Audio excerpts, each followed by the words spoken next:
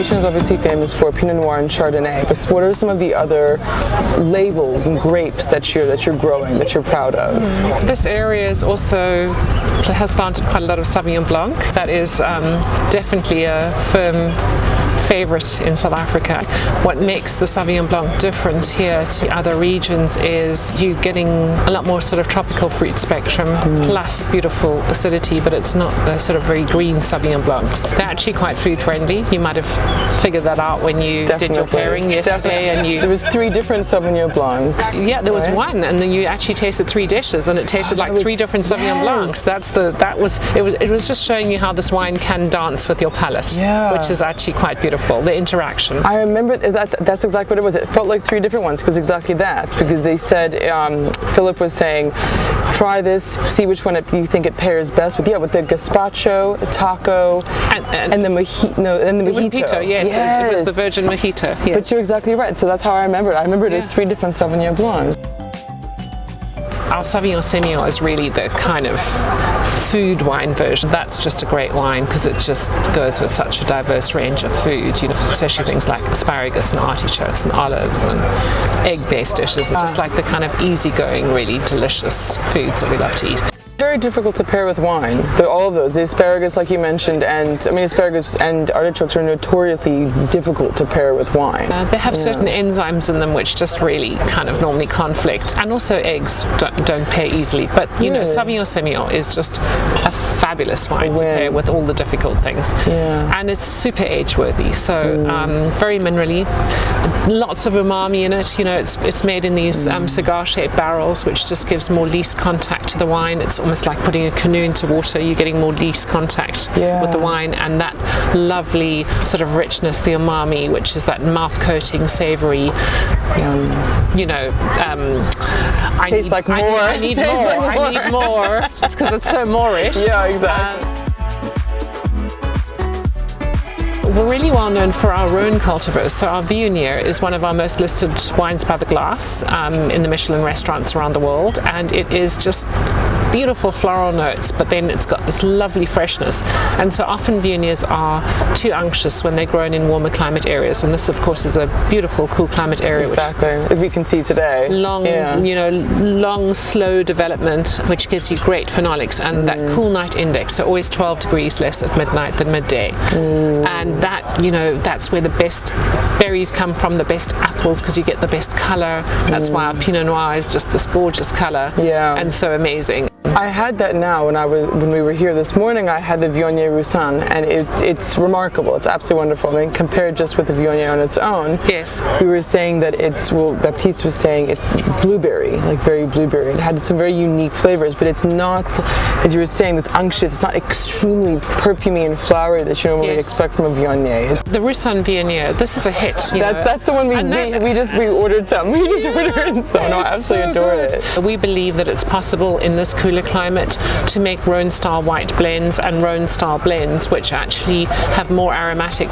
profile to them, and at the same time beautiful phenolics and tannins. You know, so the acid compounds are really gorgeous. So what we do here is we create these cool climate redemanding wines, which are absolutely fantastic with food. But I think what is awesome about that wine is that it goes with meat dishes as well. So ribs on the rye with some aioli and some daikon, pickled daikon. So is it the oak? It was on oak, or how is it able to stand up against the meat? It's the oak. It's actually the least contact. So again, we're talking about umami. We're talking about the layers of yeast. You know, the dead yeast, the least that it's on, and actually how that creates this beautiful umami characteristic in the mouth. And as soon as you have umami in the mouth, you kind of compare it with umami rich dishes, which is pickled daikon, aioli, which is a little bit fatty, kind of creamy, a little bit of acidity, a little bit salty, and then you've got obviously the lovely savouriness of the ribs. Interestingly enough, in this region, 25% of the wine lists in South Africa have Hemel and Aarde wines on them, even though we are such a small area by comparison, you know, to the rest of the country. Our footprint is tiny, but much bigger on lists. What would you say is the magic of the Hemel and Aarde Valley? I mean, I think we are incredibly blessed by the climate. So we have this incredible cool climate. You can feel the breezes coming in off the ocean today. And average temperature is 22 to 26 for 6 months of the year during the growth period. And then we have a cool night index of 12 degrees less at midnight. And this diurnal fluctuation gives us this great opportunity to create, you know, such a wonderful range of wines. You know, this is the great thing about having your own viticultural team and growing, you know, making sure that you do your own viticulture, that you've got your own vineyards. It's a huge investment and it's such a long-term vision. Why you don't want to have virus, why you actually want to, you know, because it's so long to actually get this going. For example, the Grenache Blanc vineyard, to plant 1 hectare took us 12 years. 12 years to plant 1 hectare vineyard. To plant? We had to wait 3 years until we got virus-free material. Then we had to plant. Then we had to wait 3 years until we could actually harvest the canes to propagate from 60 vines to propagate the rest of the material for a hectare vineyard. And then you have to do that whole cycle all over again. And then we had to make the wine, you know. Speaking of age, which us ladies love to talk about, speaking of age, you're in the 4th generation wine family. Yes. And your children created their first wine a couple of years ago. Yes. The Chardonnay and the Pinot Noir, respectively. Yeah, Emma was 10 when she made her first wine. Okay, so tell me about this. So how did that happen? So Emma was 10 and your son was 14?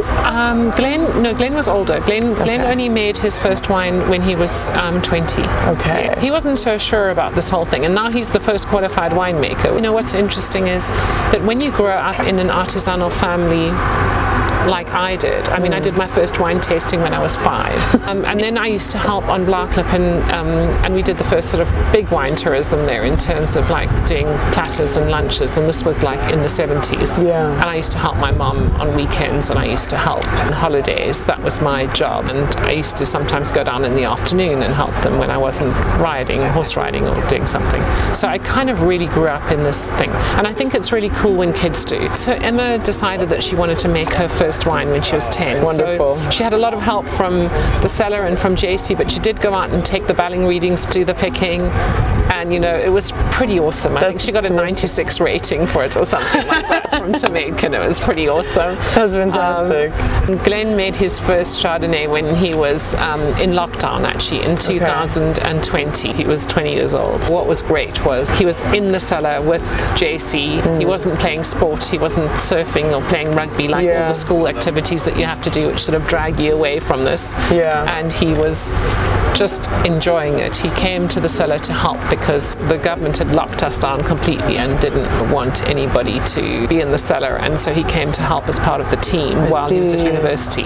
But he was studying winemaking. He was quite amazed that when he had to do his sort of analysis on what he should do in life, you know, winemaking came out top. And I said, listen, I have nothing to do with this. You went on the computer, you did that. But I am thrilled. I didn't say that. I was totally thrilled. There's another story that I really liked about you, which is apparently the legend goes that you were born at the gates of Hartenberg and that your father delivered you. Yes. And this was nothing new for him because he had a very proud reputation or history with Ayrshire cows. Yes, so he's got a great, you know, he's got a sort of prize Ayrshire herd. He still has that, and he was used to helping, you know, he was used to delivering calves when cows were calving if they were struggling. So we all knew how to do that eventually. Oh yes, I was delivered at the gates of Hartenberg. I was just one of those very eager people in life, just ready to get out there and like take it all. You know, I think he was milking the cows, and we didn't have cell phones in those days, so my mom had to walk from the house down to the dairy, and by the time she got there it was pretty desperate, and you know, there was still 2 kilometers of gravel road to go down, you know, just to get to the gate. So yes, I appeared just like that. And I think my mom was just very livid because the doctor was, you know, more concerned about my father than he was about. What have you done? My dad was fine, you know. I just got wrapped in a jersey with a bit of cow shit on it or whatever. Of course. And you know, like, so I'm a real trooper. I can take it. I've got grit. And what's amazing is that, you know, you have to have grit to be be in this business. Definitely. Because the weather, the vagaries of the weather that you have to deal with, power outages, water shortages sometimes, and government intervention.